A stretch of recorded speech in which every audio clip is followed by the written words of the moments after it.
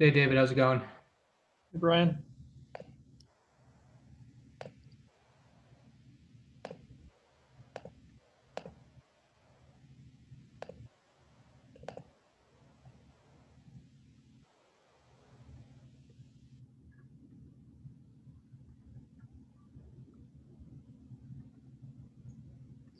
Hi, Ken. Can you hear us? I can hear you. You hear me? Yep. Hey, Ken, I gave David and I just spoke via phone, so I gave him the rundown about the end of the presentation. Okay, so we're going to go with an offer for. You want to limit it in any way, or is it a? No, I would just say that after the meeting, you'll receive the recording, and we're also offering to facilitate a session for your organization. You'll have an opportunity via that email to request a session at your convenience. And we look forward to hearing back from you. So just keep it short and simple, and we'll dive into the details individually as they contact us. Okay. What's the timing on this for the webinar? Do we do an hour and a half? Yeah, I always book an hour and a half.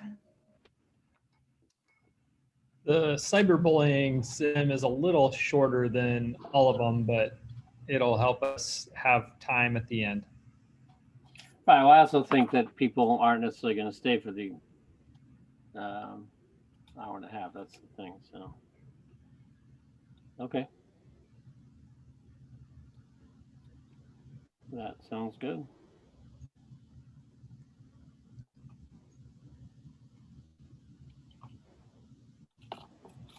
You checked the version has the fixes that you need to do.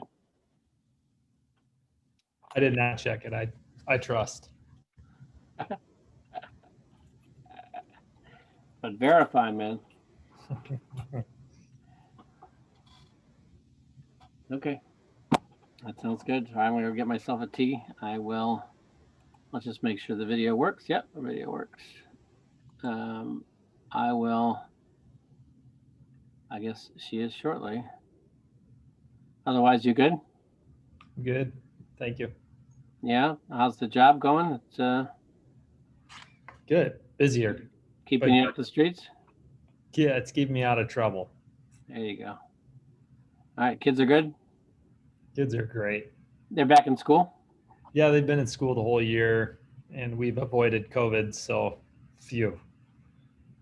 That's good. So, yeah, 3rd grade and under is no masks, or masks are optional, and 4th grade and up is all masks. And the teachers are good with it? They have been yeah.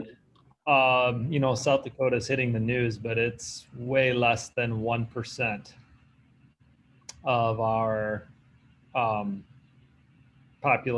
school has COVID. Yeah. That has had COVID the whole time.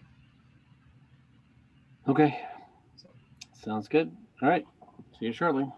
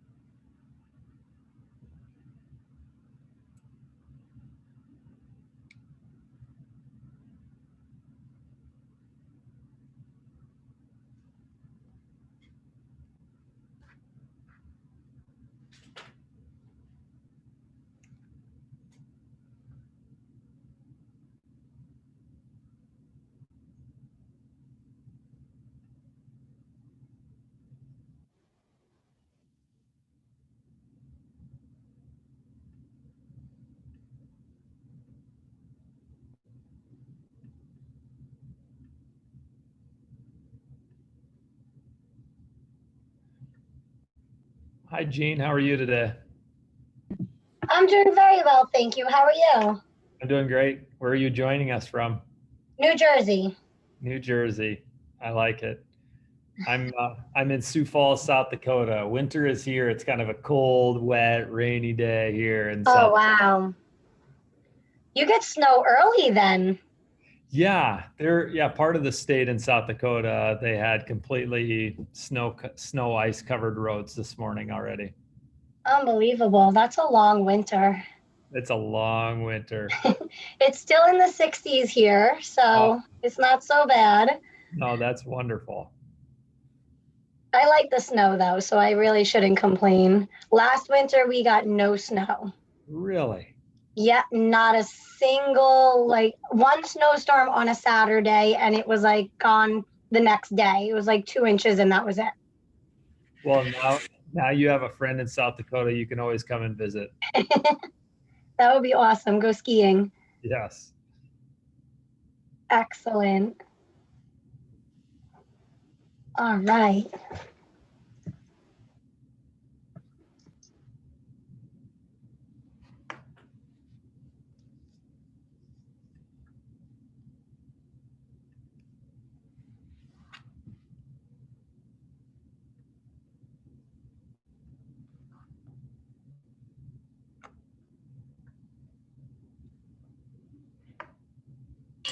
Good afternoon, everyone. How's it going, Presley? I'm good, sir. How you doing? Long time no see. I know. Yeah. Things Yeah. going well. Are you having a good year? Yeah, absolutely. I'm glad because we use Google Meet on our platform, and they finally got breakout session rooms on the Google Meet. So I'm pretty excited about that. Yes. Have you been able to try out a simulation with the new breakout rooms and Google Meet?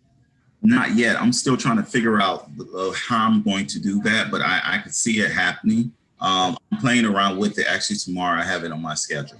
Yeah. What about polls? Does Google Meet have polls? It added polls also. It has polls and people can ask questions, and you can, the other students or participants can like the question. You can delete the question, all that. It's awesome. They finally caught up with everyone else. Nice.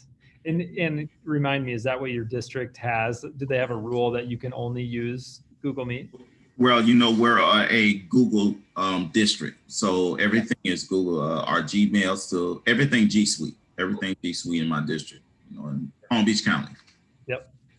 Mm-hmm.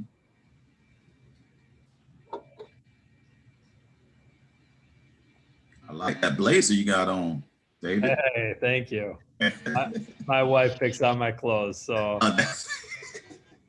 that's not one of my strengths. So I have to rely on other people. Nice. It looks good, man. Yeah, thanks. My wife, I'll show you a quick picture of my family. Mm-hmm. There's my wife and my 3 little boys. Oh, beautiful. Yeah. Very active boys, I take it. Yeah, she claims that she has 4 boys at her house. So she's throwing me in. I don't know what she's talking about. Right. What do you mean? I do like it when the 3 boys, we get a pack together. We treat her well though. Absolutely. She's the queen of the house. Absolutely. But when the boys get together, it's a whole different story. I love it. All right, it's 1:01. We'll wait a little bit longer here, and then we'll begin.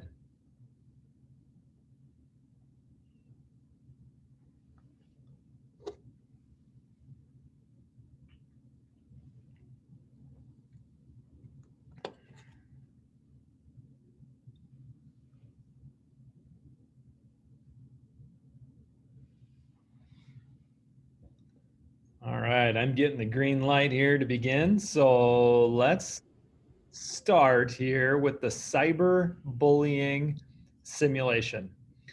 So welcome. I see we have some people joining us as well. That's perfect. I'm glad that you're here. So my name is David DeYoung, and I am the chair of the Division of Educational Leadership at the University of South Dakota. So before this, I was a teacher and a principal and a superintendent in Iowa. And I loved that. And when I came into higher ed, I stumbled across these simulations at a conference, which is about 5 years ago, and I started using them. And within only 10 minutes, I thought to myself, this is the best tool out there for current and aspiring leaders.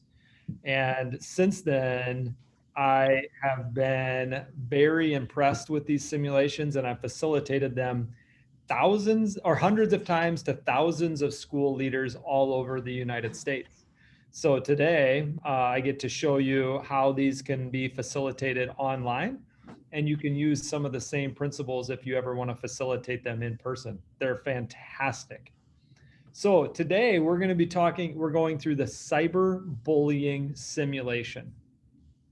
And this is just one of 30 different simulations that is in the School Sims library. And with the cyberbullying simulation, it's a little bit different in that we have a bunch of little mini scenarios to go through.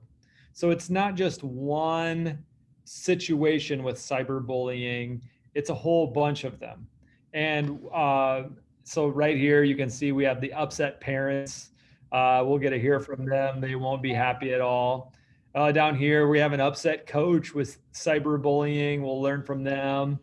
And then at the end, we have a feedback. And I want to draw your attention to that, because what happens is they rank us. They rank our choices. And that's just one tool. It's a reflection tool at the end of this specific simulation to go through, like, did we recognize the cyberbullying situation was a real true threat? Did we recognize where the intervention is? Did we recognize First Amendment rights? And this is with the Tinker versus Des Moines lawsuit that's out there. So we each response is linked to this feedback report, and we'll go over that at the end. So without further ado, we're going to experience the simulation. Does anybody have any questions for me before we dive into this simulation? Because I want to welcome any comments that people have. All right, if not, let's begin now with the cyberbullying simulation. Interestingly enough, this was written by one of our partners and one of our clients from Drake University. And we want to invite all you to think about writing one from your district's perspective, your higher ed perspective, from your organization's perspective, because all of our simulations are written by people like you that are in the trenches. And it's a great experience. You kind of write the simulation, and we shoot some videos and we add it to the library. It's great. Welcome to the cyberbullying simulation. In this brief simulation, you will be faced with situations similar to those you will encounter in your real-world environment. The purpose of this simulation is to exercise critical thinking, as well as consider and prepare to deal with issues that you may face in your work environment in the future. This simulation is designed to compare your choices against the 2015 Professional Standards for Educational Leaders. Specifically in this simulation, you will deal with elements of ethics and professional norms, equity and cultural responsiveness, community of care and support for students, meaningful engagement of families and community, operations and management. Choices you make will also be evaluated to see how well they align with recent court decisions impacting bullying, including cyberbullying. The impact of your decisions on school climate will be visible using the School Climate Indicator. We hope this will be a valuable learning experience and stimulate your desire to learn more about cyberbullying and all of its implications. All right, this screen just kind of tells us that we can't go back in a simulation. So these are like those choose your own adventure books that you may have read a long time ago, where if you want to do one thing, you go to this direction, to go to this page. If you want to do another thing, you go to another page. And this simulation just keeps going, and you can always replay it, but we can't go backwards. Is that be too loud to hear? So about the school. This middle school is a rural school in the southeast with approximately 1,000 students. HMS is the only middle school in the district and feeds to the only high school in the district. The school was built in the 1950s and most of the rural community attended HMS as students. While the community is protective of the school for sentimental reasons, they do very little to support the school. As a result, the school is underfunded due to a lack of community support in raising local taxes for education. This lack of support, paired with the expectation that students graduate, then participate in the existing work industry of farming, results in very little understanding from the community of the importance of allowing students to use technology in the schools. As a school leader, you have worked very hard to educate the community, teachers, and students on the necessity of using technology to prepare students for new job opportunities or bringing existing jobs into more competitive markets. You have received grant money to build the infrastructure and purchase the hardware to bring technology to the school. You've trained your faculty on how to use the devices and drafted policy on appropriate use. With this introduction of technology, you are gathering data to support the positive changes in your student engagement and test scores. While the community was initially reluctant, they are gradually beginning to buy in. Ms. Vanessa Pierce's 6th grade class has been working on a history project for the past 2 weeks. She has teams of students working together to create detailed artifacts of significant events in history and is allowing them to use the class set of personal devices to create their projects on digital posters. Vanessa introduced the idea to you just before the school year started, and you are pleased with her creative way of encouraging the use of existing technology. The students quickly embraced the technology and seem to enjoy working together to complete the assignment. It's 10 o'clock a.m. on Wednesday morning, and Vanessa Pierce brings you a referral she has written on 2 students for violating the school policy on appropriate use of school computers. While there is a high firewall on internet access, it seems that the students are capable of sending instant messages to one another through the devices. The referral was written because Anna Norman showed Ms. Pierce a string of instant messages sent to her by peers. The messages included photos of Anna taken with the tablet and overlaid with various images, turning the photos into monsters and animals. Along with the pictures were text including, "Hey everyone, check out Anna. She's such a loser. This is why people do suicide. You are such a loser. You have no friends." Here we go. This is where we get the meet the upset parents. Because your school policy on bullying now includes cyberbullying, the accused students, Mia Waters and Cheryl Morton, are suspended from school for 2 days. The suspension will taint otherwise clean records and could affect eligibility for future opportunities such as extracurricular activities and scholarships. The students' parents are very upset and request a meeting with you. Until this incident, Mia has had a spotless record. I know that you feel a need to make her an example, but please consider the long-term consequences of your suspension. This could impact her ability to get scholarships and perhaps even influence the higher education options available to her. This just feels so over the top to me. I really believe this is just kids being kid stuff and certainly doesn't warrant a suspension. I know that this is the first incident since you implemented your new technology, and my daughter just happened to be the first one caught fooling around with it. It just seems to me that you're overreacting here. I know times have changed, but when I was a kid, stuff like this just came with the territory. It taught kids how to deal with life and solve their own problems without getting the entire school administration involved in their personal problems. Will you please reconsider the punishment? I mean, it was harmless and no one was hurt.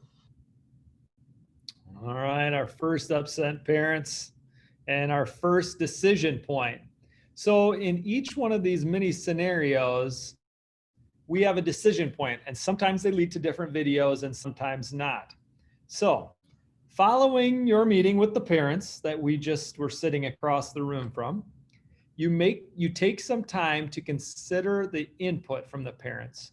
What will you do now? And you may only choose one. So if you'd be willing to take out a pen or a pencil, or if you have a Microsoft Word document open, you can just write, first choice, second choice, third or fourth.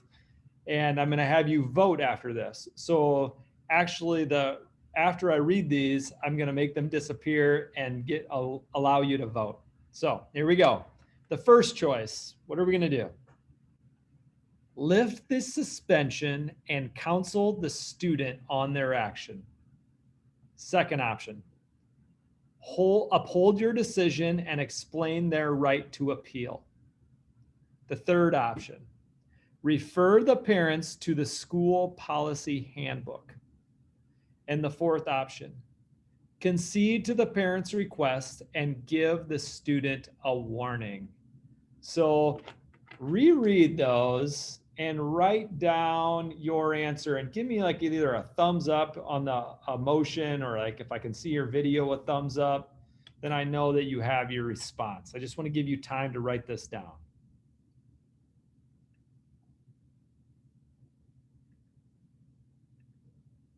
All right, I see, oh, good. I see some thumbs up. Thank you. Okay, yeah, thank you, got it. All right, here we go. So I'm going to launch a poll, and what you're going to see is first option, second, third, fourth, fifth. We only have 4 choices here, and I want each of you to vote because that tells me what the group is thinking on what we want to do next. I'm going to launch the poll now.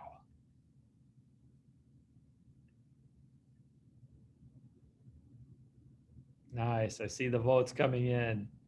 Ooh, we already have 3 choices and 3 different people answered. 3 different, I love that. It's my favorite as the facilitator when I get so many different choices. I love it. Okay, here we go. I'm going to end the poll. And I'm going to share the results with you. So this is what the groups thought. Okay, most people thought the third option, but we have people first option, second option. And I love throwing this one. None of these seem up good to me. So now you are able to see my screen again. And let's read this. We refer to the parents of the school policy handbook. That's what most people thought. But we have this one, and this one. So what I'm going to do now is I'm going to have you talk about, I'm going to send you to a breakout room. And I'm going to, for maybe 2 to 5 minutes, and I'm going to have you just introduce yourself and say, which letter did you choose and why? It's a simple conversation that you're going to have. So which option did you choose and why? So I'm going to create some breakout rooms.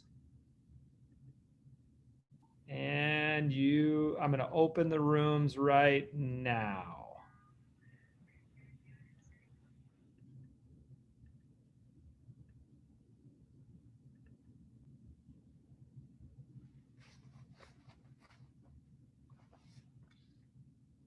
Nice. I see that you're joining the room. Excellent.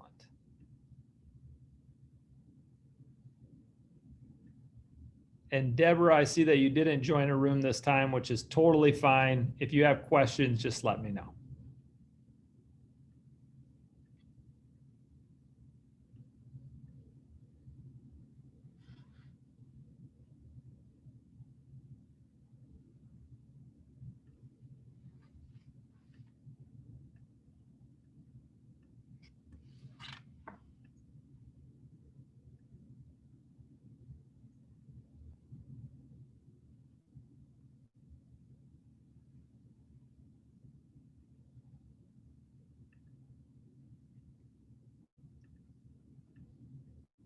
Hi, Amber. How are you doing?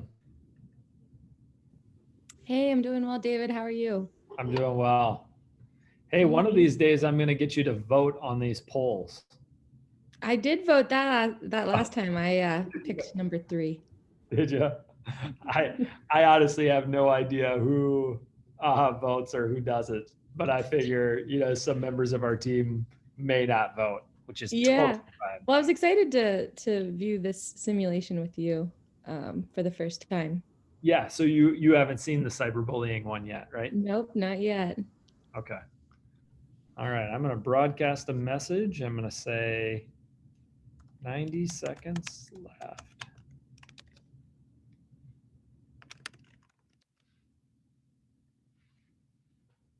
So I gave him 90 seconds.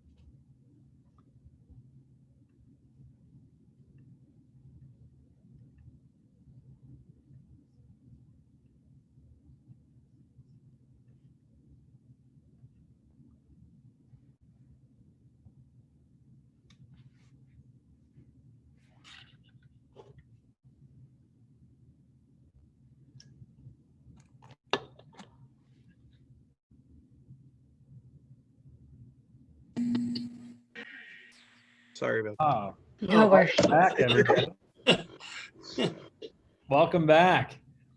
All right. Well, thank you for meeting some new friends around the country and kind of talking about what you would decide. Any reflections from the groups of what you talked about? Yeah, Kenny. In our group, and I chose choice 3, refer to parents to the school policy handbook. In retrospect, I said I might have chose none of them are really good options, because even though I like it, I think the 2-day suspension is too punitive, especially as one of my colleagues said, for a first offense, and also because of the future ramifications. And it's not restorative. So I felt like, you know, the choice is good, but consequences that follow aren't restorative enough. And we want to build community, not disintegrate community. Yes. Thank you. It does seem like that option is very punitive. No restorative justice component at all. Right. Yeah, sorry if I could. Yeah, go ahead, Scott. Yeah, I agree with Kenny. That's what I was saying in my breakout group, is that in our school, there would never be anything punitive coming out of that. We'd sit the kids down, the victims, the perpetrator, the families, if we could, and talk about what was wrong, what went wrong, why they did that, and how we could repair the harm. It wouldn't be like, you know, right. And right now in my school, anyway, in New York, that's the direction we're going. So. And you've been doing that. We've talked before, Scott. Yeah. Talked before, and you've been doing that for a lot of years. But now you're in a position that you can really do that in New York, right? Yeah, with a label and everything, with a job title and everything. We're moving education ahead. Yes, thank you. So, but this is our option that we're going to choose. We're going to roll with it, and then we're going to keep this moving here. Thank you. So you've decided to meet with the parents, remind them that they signed the policy at the beginning of the school year, and ensure that they understand the effects that their children's choices are having on a fellow student. The meeting is tense, and the parents push back on your decision. They emphasize that this is just kids being kids. You explain the impact this incident is having on Anna and her family, and help the parents understand the negative impact their children's choices are having on the learning environment and even personal lives of other students. You stand firm on the consequences outlined in the policy and ask the parents to help their children engage in critical thinking and consider consequences of decisions before making them. Although not happy, each of the parents expressed their understanding of your decision and promised to work with their children. Now, facing parents and helping them see the impact of their children's behavior on others and the importance of their support of consequences imposed is seldom easy. Making concessions to students or parents for any reason weakens policy and is frequently interpreted as condoning the offending behavior. In the space below, list consequences of the choice that we just made. So if you'd be willing to go to the chat feature in this, you'll click on chat. And if you'd be willing to just write, what's one consequence from our choice that we just made in this scenario, you type that in there and I'll grab it and put it into the text.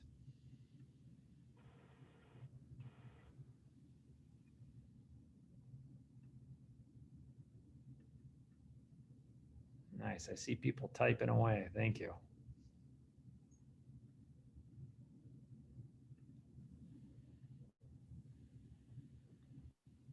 Yes, setting precedent for future. Yes.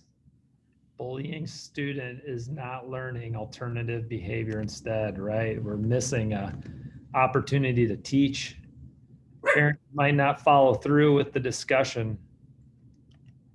That is true. With restorative approach, some kids think they got away with something. Sure. Those are fantastic ideas.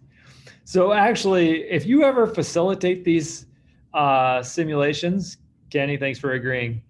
If you ever facilitate these, I actually like facilitating them on Zoom better than face-to-face when we have like the breakout like this right here, because you can be anywhere in the country and participate. But when I'm face-to-face, it's a little bit harder for them to like email it to me or say it to me while I'm typing. I don't know. I just think that this works extremely well. So thanks for using the chat feature, and we are going to keep this moving. A few days later, Samuel Bunker, an always reliable teacher, drops by your office after lunch. He takes a seat, leans forward, and says, I have 2 of the football players in my 3rd grade period class, and today they were being somewhat disruptive. So following class, I asked them to stay for just a moment. When I asked them what was going on, they looked at each other, smiled, and said, we were just discussing Coach Shorts' Facebook page. I couldn't get them to say more, but I suspect that something is afoot. Just thought I'd give you a heads up. With that, he stands and turns and walks away. I got that gut feeling that I used to get when I was a principal and superintendent. So here comes Coach Shorts. It's almost time to leave for the day when you hear a knock on your door and look up and see Coach Shorts. Without preamble, he comes around to your side of the desk and thrusts a tablet in front of you. It appears to be the football coach's Facebook page. Without looking at the detail, you look up, smile, and say, I had no idea you were so social media savvy. I'm not. This was created by an unknown student. 2 of my football players came to ask me about my Facebook page this afternoon, and because I don't have a Facebook page, I asked them what they were talking about. They were hesitant to say it first, but when I pressed them, they broke and showed me this. Oof. You look again at the page, and upon closer examination, find that the Facebook profile picture is one of the coach taken from a school newsletter earlier this year. Content in the About section under Work describes the coach as a washed up athlete. And in Places You've Lived, it says, currently homeless, but will clean toilets for fun.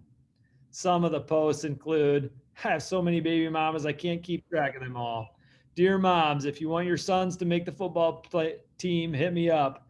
And I like to watch the boys in the locker room. It also includes several pictures which impose the coach's face in various adult clubs doing obscene things, and one picture of him morphs into a woman. Coach Shorts looks at you and says, I demand that the responsible student or students be found and suspended for defamation of character. You investigate, and with the help of several members of your staff, identify Ben Sayer, a member of the football team, and Josh Malone, his friends, as the creators of the Facebook page. This brings us to our second decision point. So if you take out your pen or pencil, or just type in like which choice you want to remind you, we are going to decide how to proceed. First choice, suspend the students for 3 days and make them take the profile down.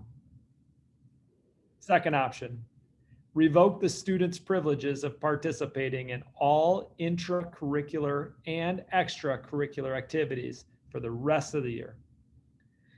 C, remove Ben from the football team. Or the fourth option, invite the students, their parents, and the coach to meet with you. So get your response and then give me a thumbs up so I know that I have it.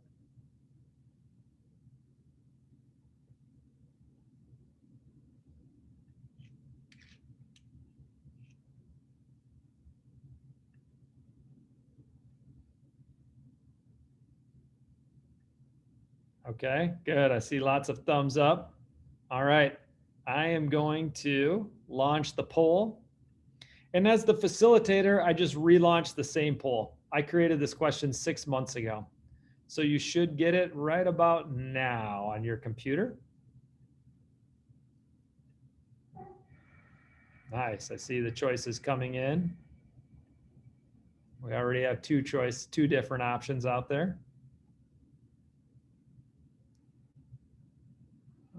Waiting for a couple more there. Okay, we have three different options that people chose. I like it. I'll give you, share you the results. So we have some first option, some fourth option, and none of these seems good. So kind of relook at these. The first option is suspend the students. The fourth option, invite the students, their parents, and the coach to meet with you, and none of these options. So I want you to meet in your groups and say, which letter did you choose, or which option did you choose, and why? David, can I ask a clarifying question? Yes, Kenny. And first, let me just say I'm not comfortable with the coach talking about he broke the students. So that's something I think should be addressed afterwards with the coach about just the tone and the way he came in with this. Like, there's a right to be upset, but it's still, he's an adult and a professional. But then my second is this the same school as the first simulation with the same policies? Same policies, same school, and these are a bunch of little mini vignettes within this. We'll go through a few more different scenarios as well. So you are the same principal in this school. Okay. Now, Kenny, when would be the best time to talk to Coach Shorts about how he came in and how the words and the tone that he used? Right away or time? Time, and definitely, but way before he comes and speaks with the parents. Sure. So you'd want to like give him some time, but then round up and follow up with him before he meets with parents, so he wouldn't use that tone with them. Yes. It's awesome. See how good these simulations are to get into that granular of decision making, because that's like really talking about what we need to talk about as school leaders. I love it. All right. And just the last point, and it's just, and Drake University, when you said the school was in the Southeast and in the 1950s, segregation would have impacted that in some way. So, and I'm a former social studies teacher, so it just kind of played into the policies and different things. So I don't know how it, continues to play out, because I know you mentioned 30 simulations, but I was just curious about the time, the setting, and the time period, and some of the larger historical implications. Good point. I think the time period is right now. The school was built in the 1950s. Okay, but you know what I mean? The trajectory of the school would have played out in a certain way, and some of the attitudes that you mentioned about kind of the neglect that the school has faced, and a lot of times with the communities, like segregation played out in different ways. So it still is today, but the past is always relevant to the present and the future. I love that. I love that conversation. And what I've found that like when you're getting into conversations like that and the depth of those conversations, simulations gets people talking from all over the place. And we can talk about a simulation because we're not talking about something that is happening at our school. So when I use I'm a professor of educational leadership, it draws out the most important things that we need to talk about. So thanks for bringing those up. Keep doing that. Keep doing that now and in your groups. Excellent. Okay, here we go. Breakout rooms right now.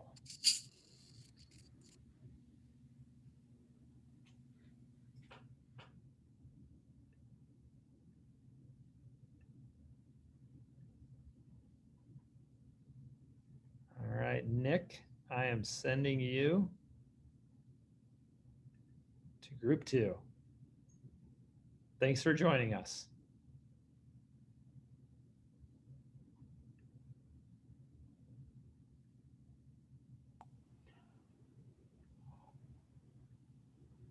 Nice job with that, David. Thanks, Ken. I mean, I really believe that simulations, that's why I say this, simulations get leaders talking about what they need to talk about. It's amazing.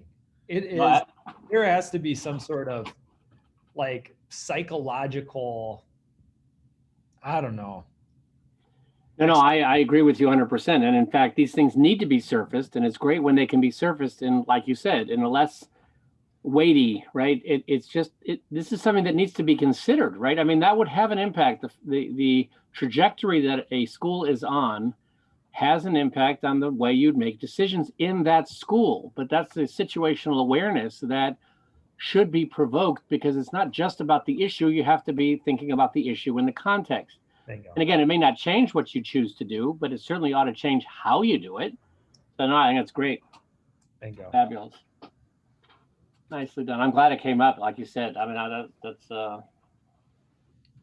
Yeah, I think, you know, just facilitating these for so long, what I see is, you know, like maybe in my earlier years, I would have just glossed over that stuff just to keep the simulation moving, because I always felt that internal pressure as the facilitator to keep it going. Yeah. But that's actually one of the points of the simulation, is to have that rich discussion. Right. And in fact, the beauty of the sim is that you actually don't need to finish it. Exactly. Right. We don't have to finish. The goal is the conversation. And if we're engaged in that, fabulous, then we can finish it later. Yes. All right. I'm going to give them 90 seconds.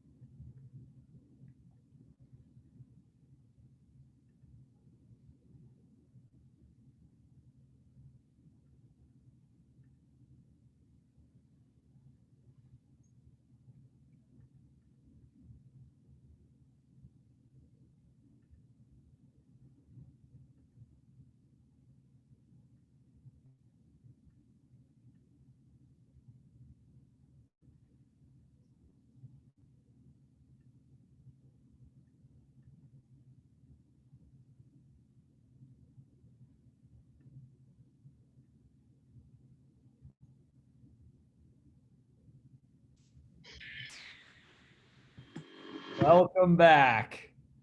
Great, good to see you again. Yeah, and sorry, Presley, that was great. I wanted to hear the end of yours. It's all good, no problem. Presley, did I cut you off? Well, I was to the end, and what I was saying is we were talking about the tone of the coach, and I was saying that also depends on region also, because I'm in South Florida. Well, football is God down here in the means of a lot of athletes, you know, Broward, Dade, Palm Beach. That's the area I'm in. I grew up in that kind of era, and I was telling them during my generation, and I'm 45, not that far off, we had coaches used to talk to us in a certain kind of way all the time, that if they talk to you like that now, they're fired. But, you know, that was just part of that culture during the time, that old school coaching, just in the means of the coach say, I broke them.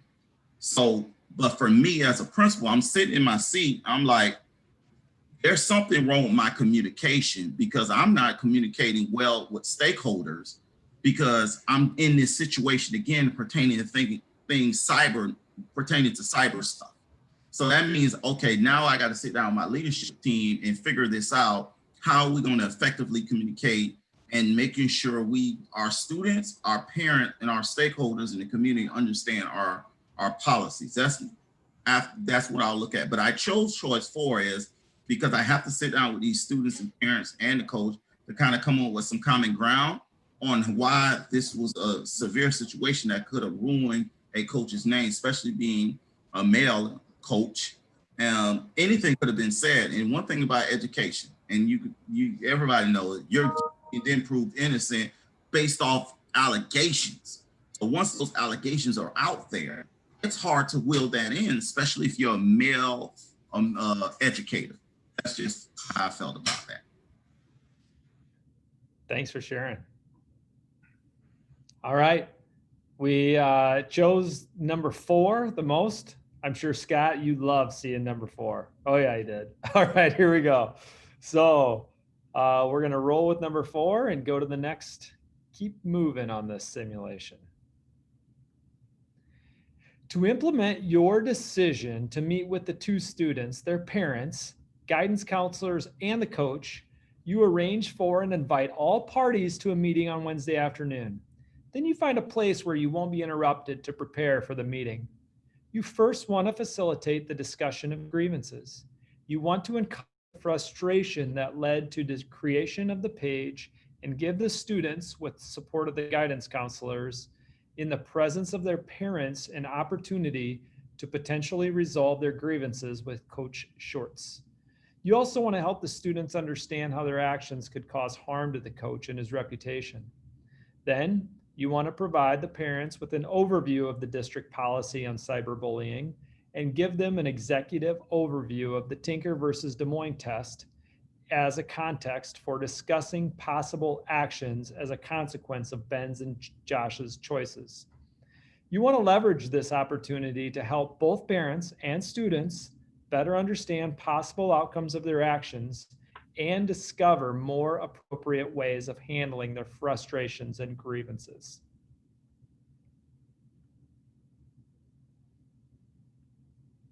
No choice you make is done in a vacuum.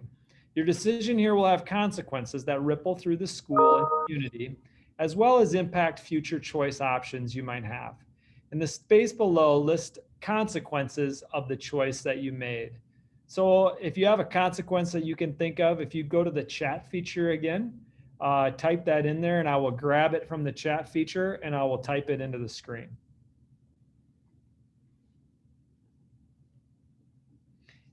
And Patricia, no problem if you need to go in and out. Totally understand. This is being recorded as well and will be sent out later. So.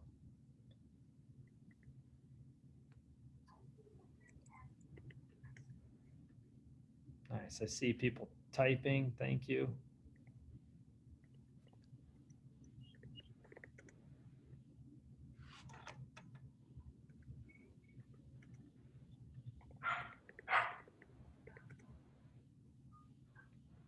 Nice. The message may not be conveyed to the parents properly.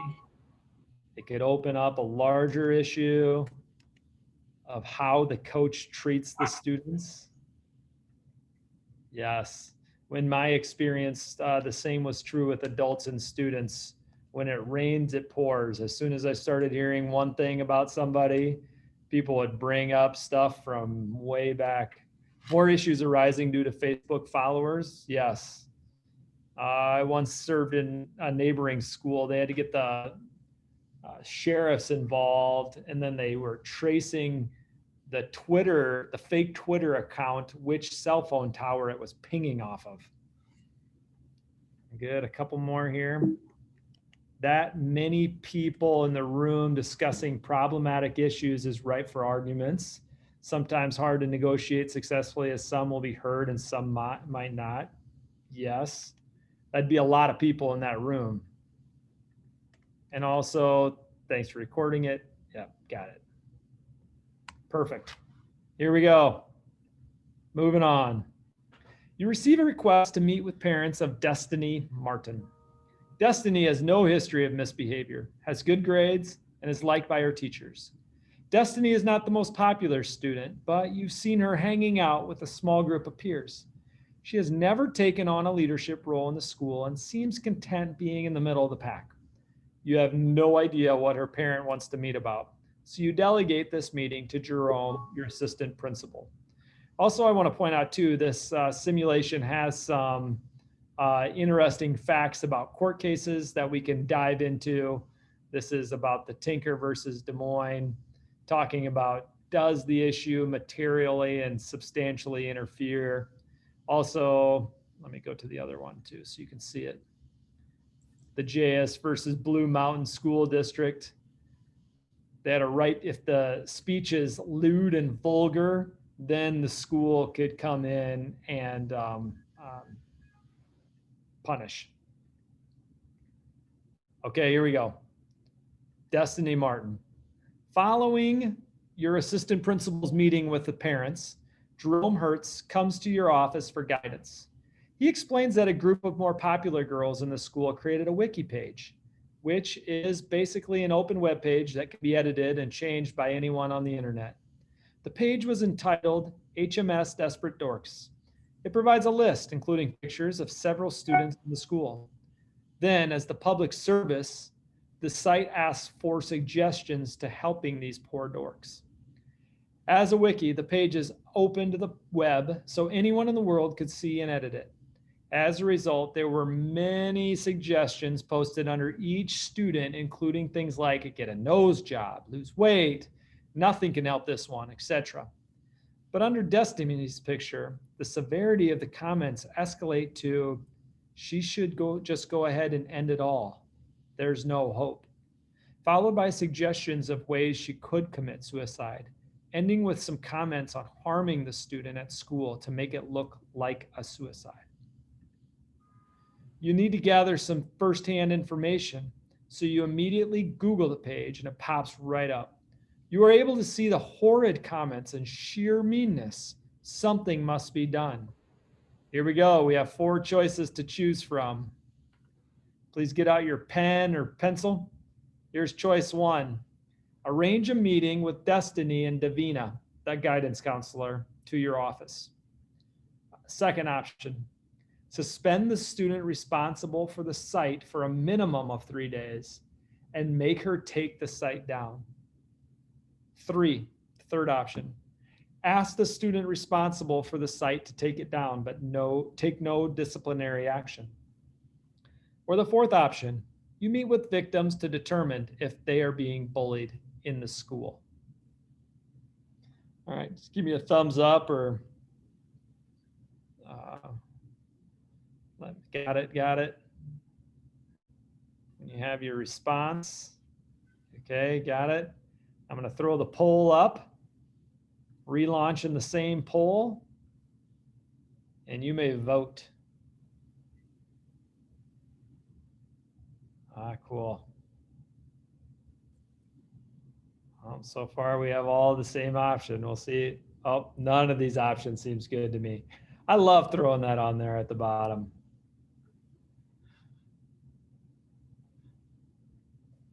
Oh, good. I'll give you a few more seconds to vote.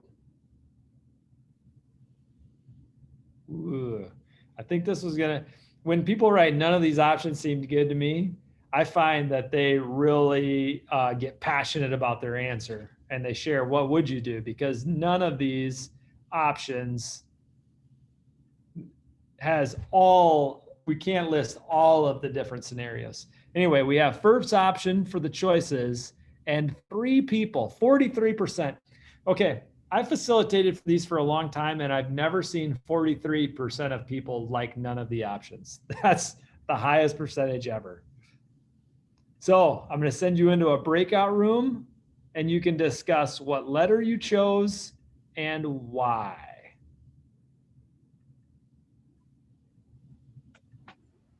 All right, there you go. The rooms are opened.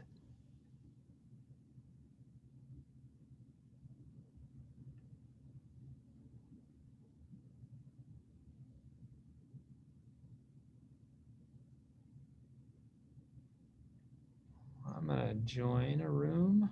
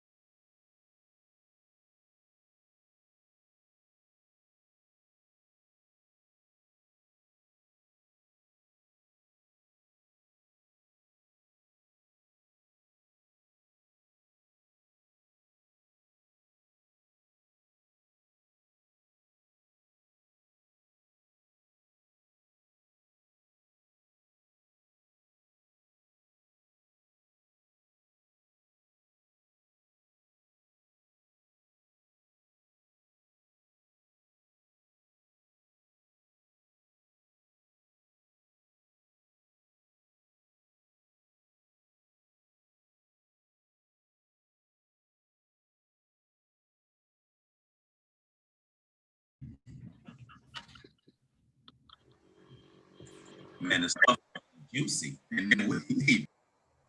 But I like everybody being technologically savvy. That's the one thing as sixth graders and knowing the society's moving toward technologically being advanced and knowing how to code and everything. The fact that they can start wiki pages and do all these creative things.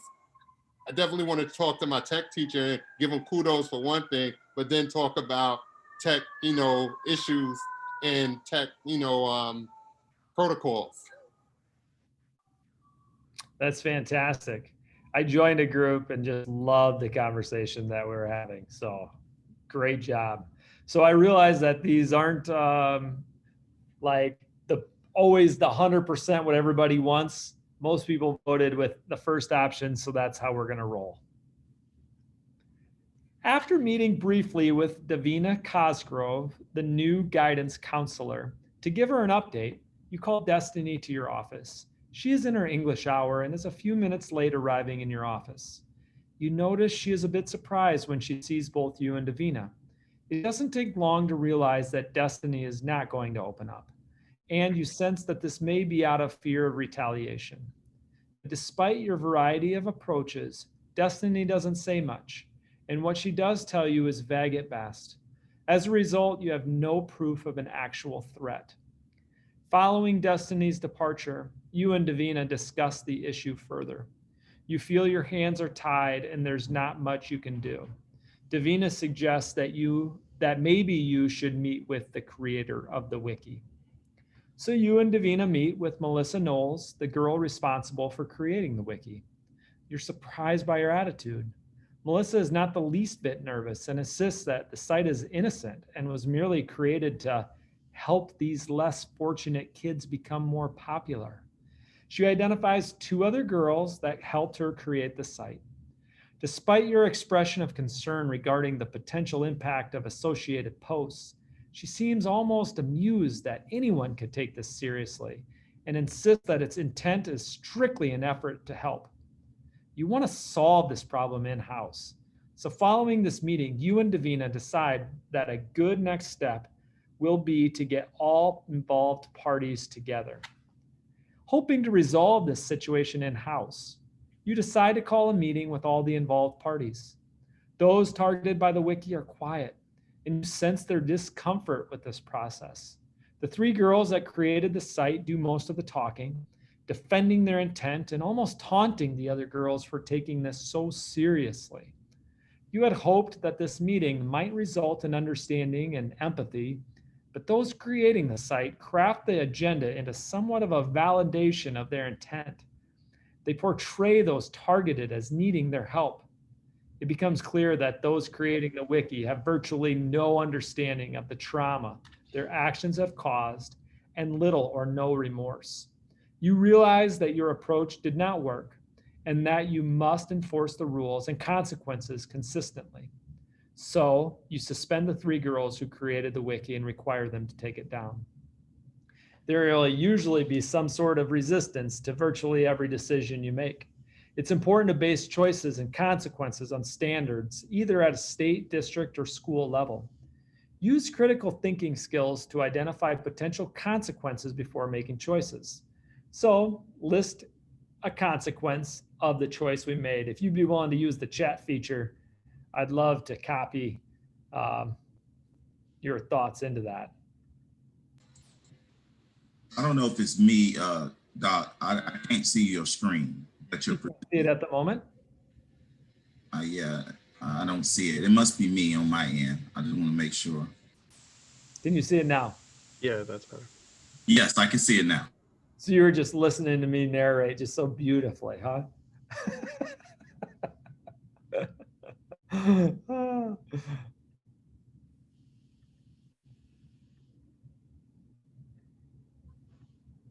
Good, I see you typing. Thanks for doing that.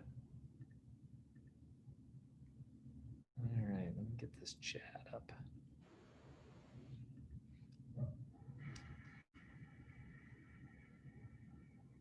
No problem, Patricia.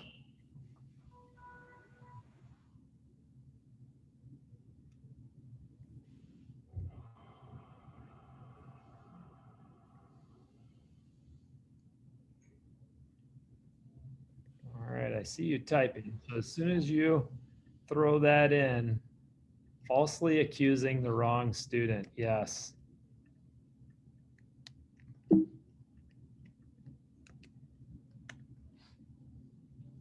If the creators feel empowered, I feel retaliation after being punished. Yeah, their tone is very concerning, the creators of the wiki, especially if they don't see the severity of this. That's a big deal.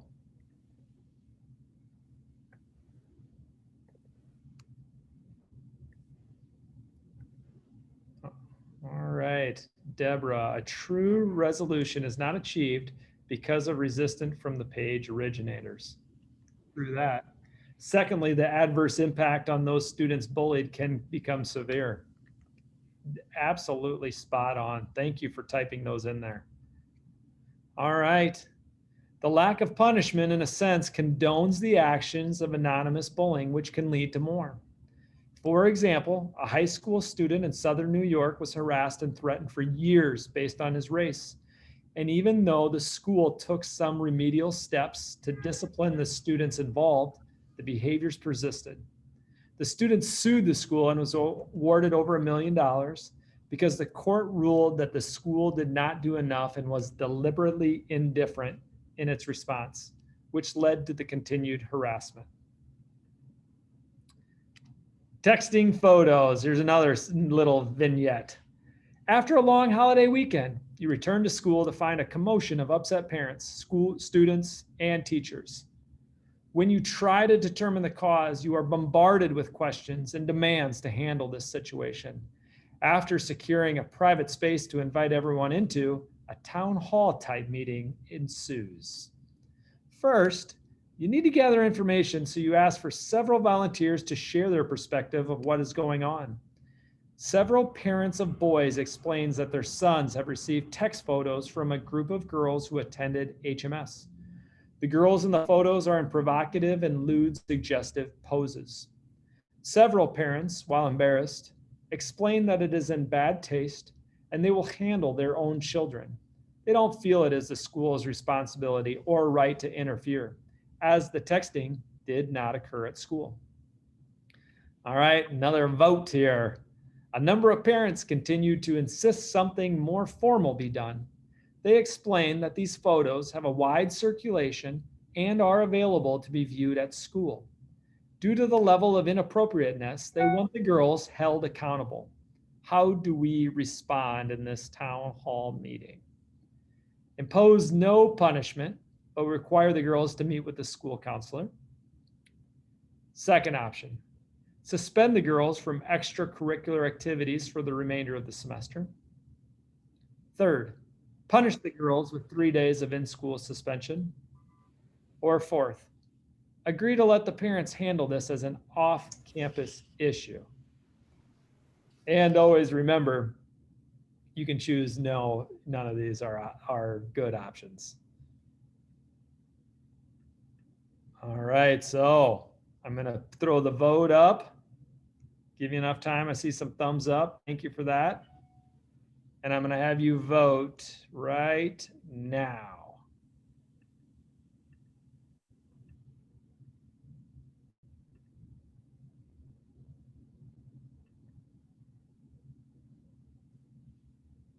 Nice, I see the options coming in here. We have 3 different options from our group right now.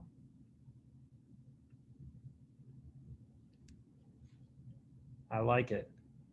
Now as the facilitator, I can decide, I can kind of see what everybody thinks. And sometimes it's good to show it right away. And sometimes it's not. So I'm going to end the poll, but I'm going to not show you what the options are. And I'm going to send you to the breakout room. So I'm going to say, what letter did you choose and why? So I'll open the breakout room right now.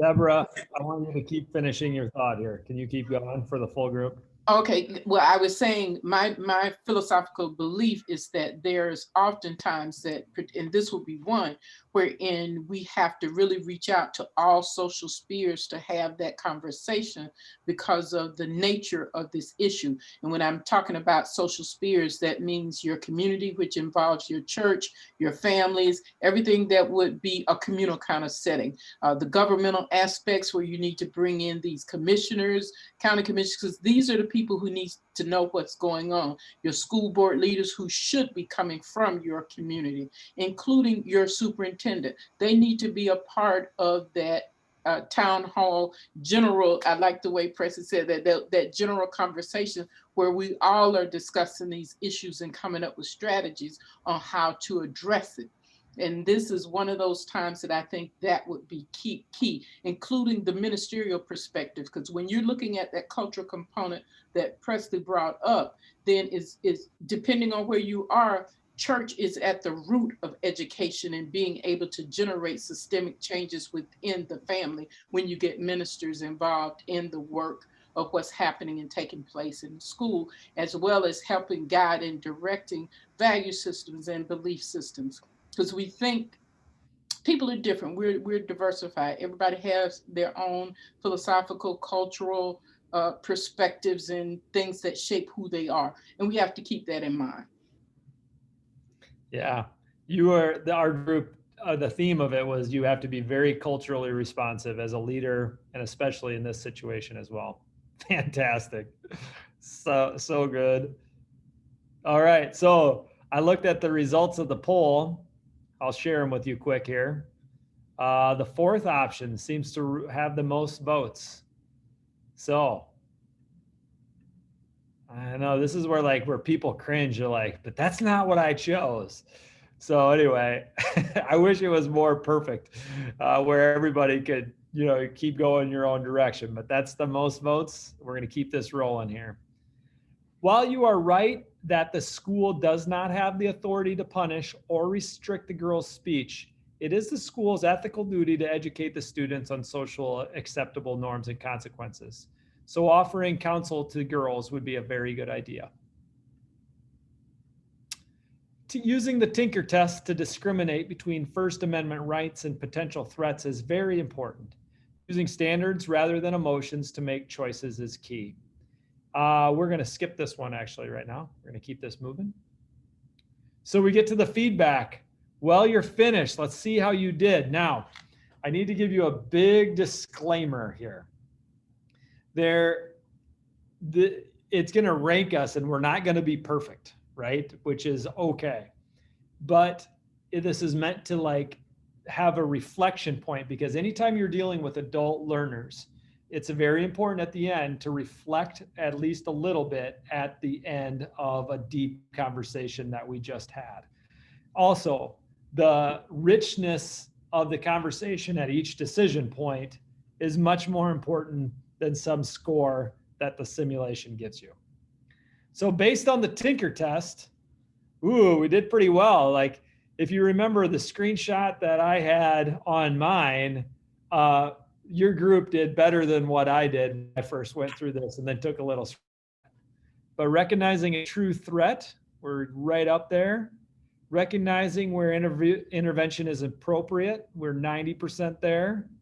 Recognizing First Amendment's rights violations, we were great at that. And identify interference of the learning process.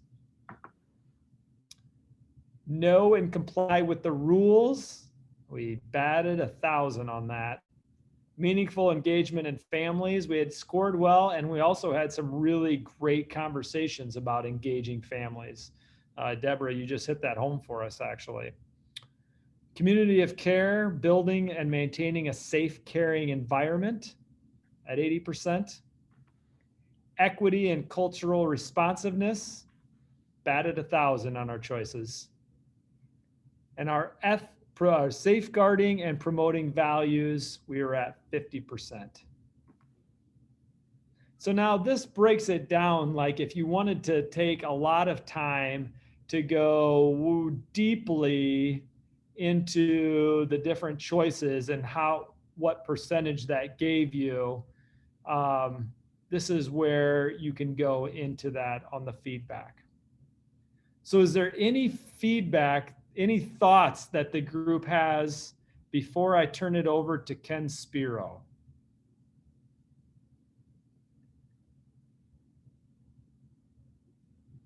Just kind of want to see these.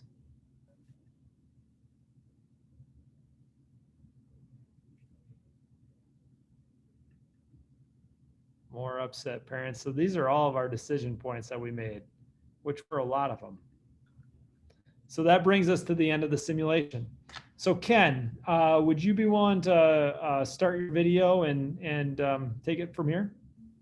Sure. Thank you, David. That was a great job, as always. Thank you very much. My name is Ken Spiro. I am the CEO and founder of School Sims. And thank you for your participation today. Just to quickly wrap things up, I did want to let you know that we will be sending out the recording. So look for that of the webinar so you can watch it again or share it with others if you like. But also, one of the things we're offering is an opportunity. If you're interested in having us actually facilitate this within your organization, we're happy to do so. So look for that opportunity if you're interested in a School Sims facilitated opportunity of a sim. Just let us know and we'll be happy to do that with your focus so you can have this kind of opportunity, but with a focused group of participants from your organization. So if there are no other questions, yes, Presley. Can I say something real quick? I don't work for schools, but I do want to say my district in Palm Beach County, we do utilize School Sims. I'm what they call the manager of leadership development, and I'm responsible for developing anybody who's an aspiring assistant principal or sitting assistant principal. So that's given paid 500 for personnel wise. My aspiring assistant principal program are ones individuals who want to be assistant principal. So because we're on the virtual platform, it's hard for me to facilitate anything in person. So School Sims has helped tremendously in this process because I can take these people who don't have really experiences in leadership, going through Sims and actually be able to make mistakes and make up for it. Because in the real life, when you get in that position, you make a mistake, you're going to pay for it and might not be able to have a do-over. So that's what is so unique about this. And I'm on School Sims. I'm always trying to learn more things. And David can tell you, he's seen me for almost a year, on this process, trying to continuously get better because I'm always picking up something different. So just for me, developing leaders has helped tremendously. That Florida Atlantic University wants to partner up with me. I don't know if Ken's already talked with them in regards to find out more about Sims because of what the capability of what it's doing. Again, I don't work for them. Ken did not ask me to do this. I just felt like I wanted to put out there in the air. Thank you, Presley. That is greatly appreciated, and that's greatly appreciated. So with that, thank you all for your participation. We'll stay on if anybody has additional questions, as it doesn't take much to get us wound up on the subject. We're happy to talk about all things SIM, but wishing you all the best and be healthy and well, and we'll look forward to seeing you at a future webinar as well. Thank you so much. Everybody take care and be safe. Thanks, everybody. Take it easy. It was nice meeting you guys. Nice meeting you. Bye, Mr. DeJong.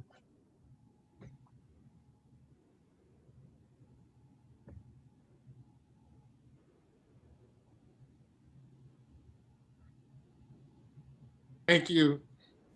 Thanks, Kenny.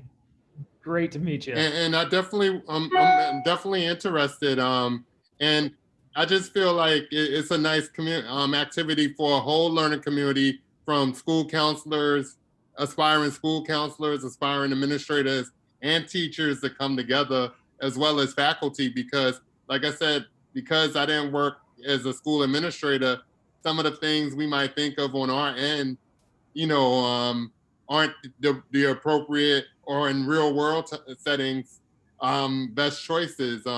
So no, this was very helpful and informative, and I definitely will speak highly of it and recommend that we have follow-up and maybe possibly arrange one of those special simulations for our the key, members of our learning community to see if this is something, because I think with COVID, we're going to sort of be in this remote learning environment, which I think is beneficial in some ways, but for a while. So, and again, to Presley's point, no harm can be done in simulation. So, we could definitely, now, can they be tailored to your needs as well? Like, or you kind of go in and the menu is already set? So there are, we can talk about what the options are, but one of the things that, as you saw during the session, it gets tailored during the conversation, right? Because what ends up happening is that, so this was what was going on at HMS, but there's going to be differences in wherever the people are coming from in terms of their experience, and they'll talk about it, right? So that becomes actually a discussion point, because one of the things we want to get at is the importance of being situationally aware. And your point about the segregation, about the history in that context was huge. And that needs to be discussed, because that ought to be an important input into any decision-making that you would be engaged in, because that's part of the context. And whether it's the decision itself or what consequences you can anticipate, but it's even better when it comes up organically. True. Right? So we don't have to program it in, because it organically gets brought up by a participant, and then the peer-to-peer that results from that. So there are options to actually tailor it specifically, but sometimes we often find that it may not be necessary because of how you facilitate it. I guess what I mean so much is I want it regionally relevant. So no, I loved how it evolved and became organic, but just if we start with New York Department of Ed sort of rules, like the scenarios kind of align with, those guidelines. So even though who knows where our teachers, but for instance, with us, the New York Department of Ed is our #1 employer. So I would, the response to that is we do that. But as David mentioned, all of the sims are done in collaboration with somebody. We actually have 2 sims that were done with the DOE of New York City. Oh, okay, nice. So just happens to be. And so we could choose to do, if you wanted to bring us in to try one out, maybe we got to do one of those, because that will sound very New York-ish. Yes.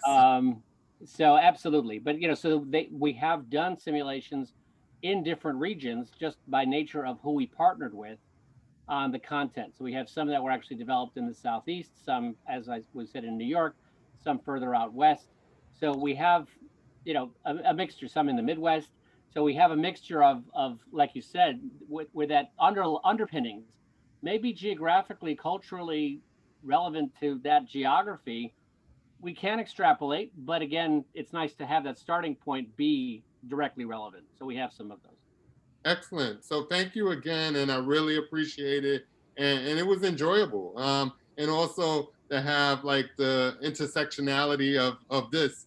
But I know, like I said, the regional relevance will definitely be more important to my colleagues. So thank you again, and I definitely look forward to continued correspondence. Thanks, Kenny. Look forward to speaking with you. Thanks, Kenny. Have a great day. You too.